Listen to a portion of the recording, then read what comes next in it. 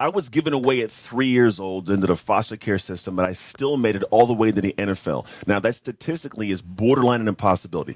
Now, people clap when I tell that story about what I went through, but football, when it was taken from me, I lost my sense of self. In fact, my entire identity underneath who I was gone.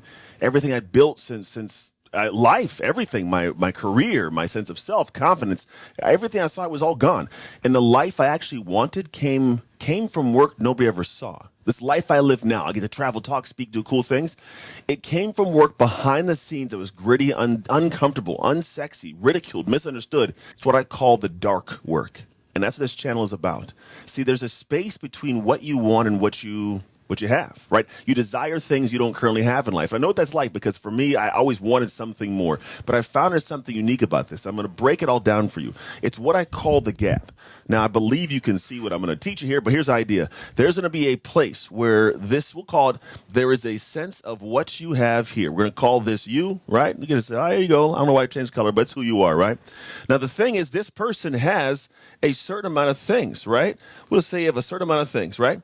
But the truth is, you want to have more and bigger things. You want to have all these cool things in your life. Let's say we're going to have more money. You want to have more free time. You want to have more love and relationship. You want all these cool new things. What I do know in life, though, when it comes to us having things is this doesn't happen accidentally for you to be this person who has all the cool things life has to give you. What happens is you have this massive space here that we call an gap. Now, this gap's an identity gap. I believe thoroughly that it's not what you know, but who you are with what you know, what you've come to experience, what you've come to absorb and learn, and what you do with what you know. Because you could know all the things and still not have all the things. You and I both know people who have all the books, all the courses, all the seminars. They've done all the things, right? But for some reason, they still struggle. Maybe it's you. There's also people who you can give them nothing. They can go, I want that. I go figure it out. And what do? They figure it out faster, more efficient, more effective, better than other people. It's not an accident. They weren't born with some special bones in their body. There's a way that their core identity functions to make all this take place. So if you think about it, this is what you're experiencing, the gap. The gap not only between what you don't have, but it's who you are, mental paradigms, how you see the world, how you handle situations, what your conversations are like, optimism, pessimism, how you push and organize your structure. Are you disciplined? Are you consistent? All these things tie into it, and most of us think, oh, it's just one-off things. No, there are some people who have this built, not even some, a lot of people who their core is an executor, an action taker, what I call a dominator. They don't submit to weakness and hardship. They're not submitters. And what happens, you are feeling this gap right now. And the goal is if you want to have this, you must become vastly more. Now, this isn't an easy thing to do. It's not the thing that happens, without anybody doing any kind of work on it, we'll call it. And the truth is, there's got to be this thing that I say behind the scenes called dark work. And here's why it's important. The person you are, what you've accomplished, what you've done, it's wired you to be a certain way, neurologically and psychologically, the way you process, the way you see things. That person is unintentionally running your life. You have no idea it's even going on, but it's going on there. Here's why this is important. See, what ends up happening is we as individuals have all these desirable things we do, and we're moving towards something, and along the journey you experience something. You have a good thing or a bad thing take place. And what it does is it starts to teach you and wire you to be a certain way. And that mechanism shows up day after day and week after week without you even knowing about it. And it's running your life. And here's an example of that. Just the mechanism of how it works. Let's say right now that you are in a room with me. I'm going to assume you've never been bitten by a dog, right? And I'm going to assume I have been. Never have, but I'm going to say I have been for this purpose here. Dog walks in a room. You have never been bitten. I have been bitten. Dog comes in. I'm out the door. I'm climbing on things. Oh, dog, right? What are you doing? Oh, look, a puppy dog, right? It's a whole different, right? Unconscious. Just instinctual thing takes place. Why? A past experience. Something happened that wired you a certain way to instinctually start operating no matter what the different stimuli is. So what ends up happening is we're running our lives financially like this, relationship-wise like this, health-wise like this, parenting like this, business like this. Everything we do is running on that same kind of mechanism from past experiences, but we're not paying attention to who it's made us become. Then we want something more and can't figure out how to get that thing more. It's not anything different than same information, different identity. That's what it is. The dark work is the work you do that is gritty, uncomfortable behind the scenes to make that shift take place. Because in order to have an experience, you got to do something. You got to work towards something. You could do it one of two ways. On demand, you choose it to happen, or crap hits the fan. It all falls down. You got to find a way to put Humpty Dumpty back together again. You shouldn't wait for something to go wrong. You should go, you know what? I want something more. I'm going to find a way to dive in and figure out what it takes to get that more. And what happens is when you figure out what it takes, you proactively are hardening and sharpening yourself to be much more of a weapon, have different experiences you chose to have that are still difficult, still challenge you, but you chose it.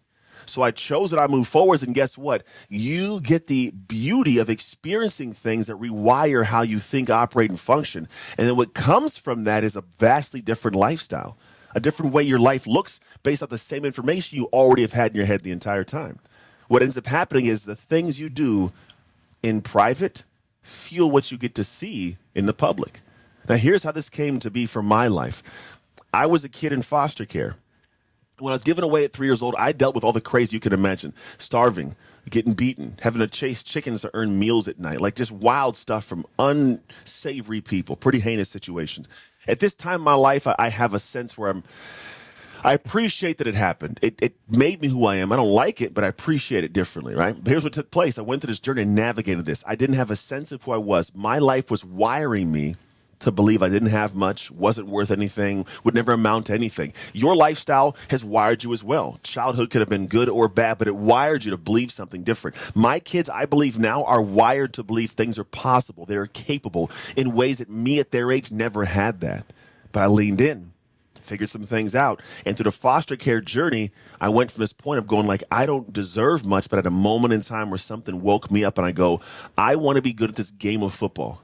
I'd previously tried for 2 seasons, was horrible, but I go, I'm going to be great at this. So what did I do? I found this little space where I go, you know what? If I want to be great, I got to find what great people are doing and do what they're doing. And I found it. Run routes, lift weights, go do speed work, all the good stuff, right? So I look at it and I go, but I don't do that.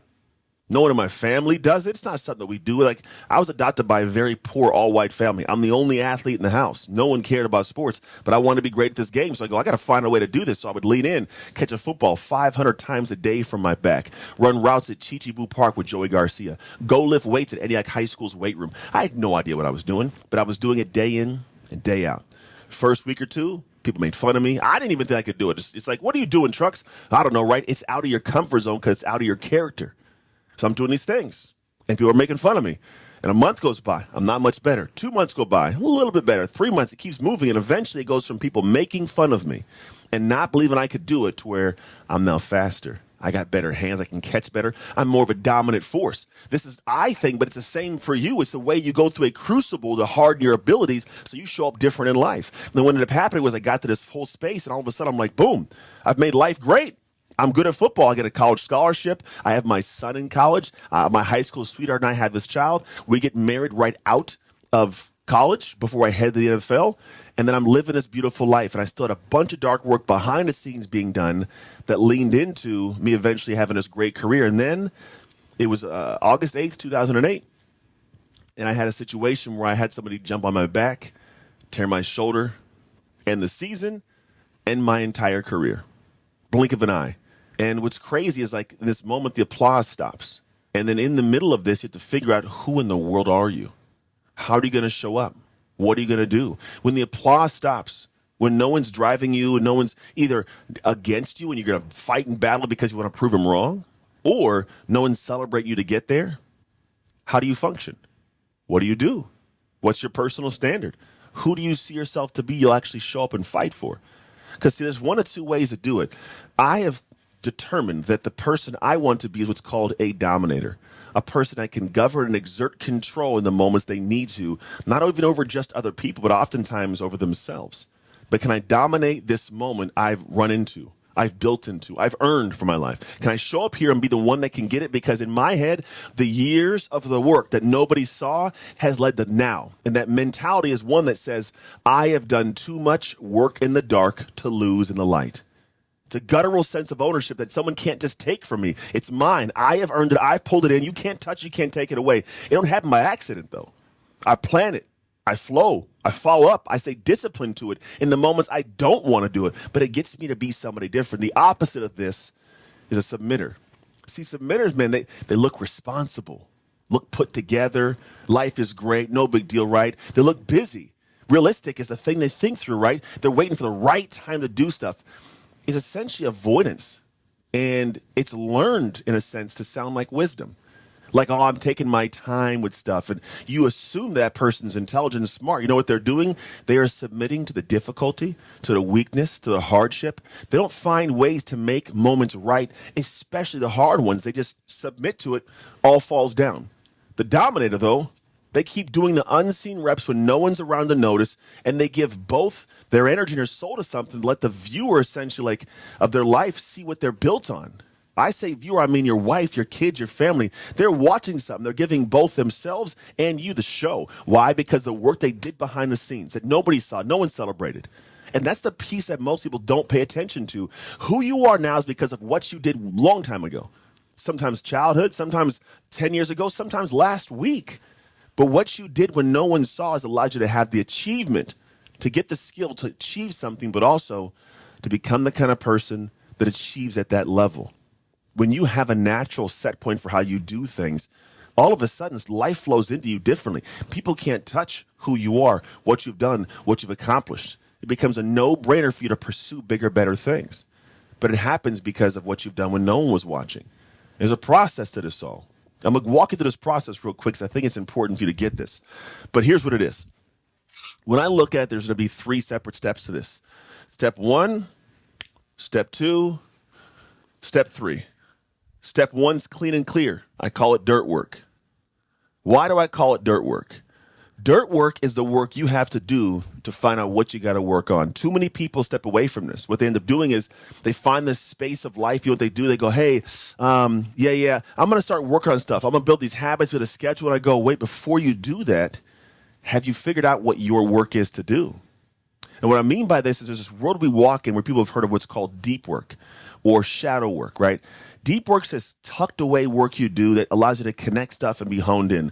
Shadow work's also interesting. See, shadow work's looking into the shadows to see what you have to work on. For me, my goal is dark work, but I need you to know what you have to work on in the dark, which is why we dial into what's called dirt work, which is similar, we call shadow work. The way I explain this, shadow work is what you do to find out what you have to work on. Dark work is what you do once you know. So the goal is to go, hey, I got to dig into the dirt of me because the dirt, the soil has created your life, your belief systems, your thoughts, your processing. All those things are what comes out to be the day-to-day you. It's how your life is running based on what's going on underneath and behind the scenes. If you can dig into the dirt of your psyche, your current identity, your habits, your excuses, you dig into the mucky dirt of it, you can start seeing what's been seeded. What beliefs are there? Why are they there? And then start looking at what must I do to replace these. You don't just get rid of them and uncover them. You have to replace them with new things, new proof, new experience, new life actions, which is why once I have dirt work done, I figured out what I got to work on. Now I do the dark work. Now, dark work is very, very, we'll call it simple, but also has some difficulty. It's not supposed to be confusing. Too many people want to go, hey, I want to figure out the most unique creative thing to do. And it's great. Find some unique creative stuff to do. But you know what I found for life? Oftentimes, your life right now has enough complexity to sharpen you. The problem is you don't stay disciplined. You're not consistent. You don't push through. You find excuses to take days off. You don't follow the exact plan you made for yourself, or there's no plan in the first place. So what ends up happening is your dark work isn't consistent because it's not structured. Most folks don't design their dark. They show up, do a thing, hopefully it's good today, and then they never do it the next day or next week or next month and wonder why their life hasn't changed. Because what you learn here is based off things you've been doing consistently the same way for years of life. But you think you could do this for a day or two and change your life? Not how it works. The goal is to go, I'm going to tuck away in the dark for months and get used to doing a single thing that drives me insane sometimes, but it changes so much of who you are. In fact, you find at this level, you finally get a win. You get better, you get an achievement, and then you can step out of that and go into what I call the light work. The whole thing of dark work is the work in the dark to win in the light. And when I step into the space of doing light work, what that looks like is the work I'm doing in the light when I am seen. If you've done these 2 steps properly here, you are undeniable at what you can do. Your life opens up differently. You can actually structure things. People see you with a different light. You walk into a room, chest held high, body capable of more than you can imagine because you've done the things to step into the light confidently. That mentality is, I've done too much work in the dark to lose in the light. When I get here, you ain't taking this from me. I've done way too much work here to where when I get to this moment, this is mine. I'm owning this. That separation doesn't come because you want it. It comes because you earned it. And you earned it by doing work every single day in the dark. That's a big thing most people lose sight on, to be honest. I wish we could change it for you guys quick, but it doesn't happen that way. So here's what I do know. I want you to think about something that you've done in your life.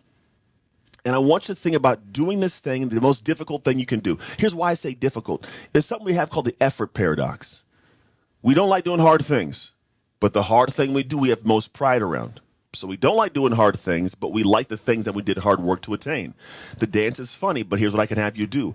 This week, pick one thing you'd usually push away, right? Or you usually wouldn't do, or you usually would postpone, or whatever it may be. And I want you to start doing this thing without telling anybody.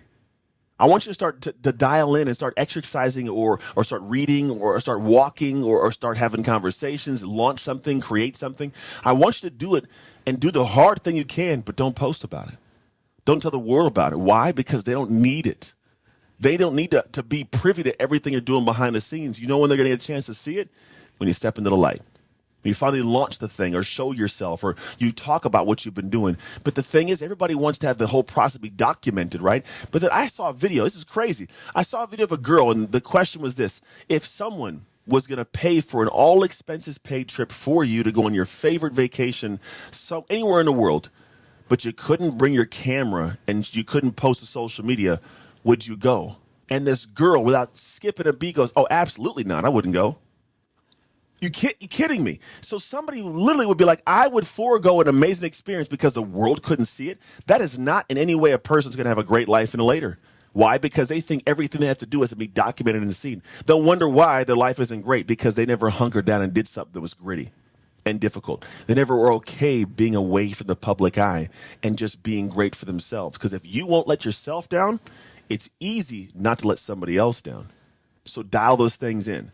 Now, you might already have a guess of what side you're on. I don't know what side that might be. You could be a dominator, rocking and rolling. You might be a submitter, not rocking and rolling. To be honest, there's a full spectrum to all this. There's actually 4 different identities. But I want you to start thinking about how to figure it out. What you can do is hit the link below this video. You're going to see an assessment you can take. It's a dialed-in assessment. It was not a simple one to make. I had an entire PhD make this with our company. And the idea is I want you to be able to see exactly where you are and how to get where you want to be. Because if we talk about what I showed you a minute ago, it's not really about what you want to accomplish. It's about who you can become that makes that accomplishment easy. It's really the crazy part about it. And if you can dial in and get that work done in the dark, I promise you shine in the light. So hit the link below. Stay tuned. A lot more great videos like this coming your way.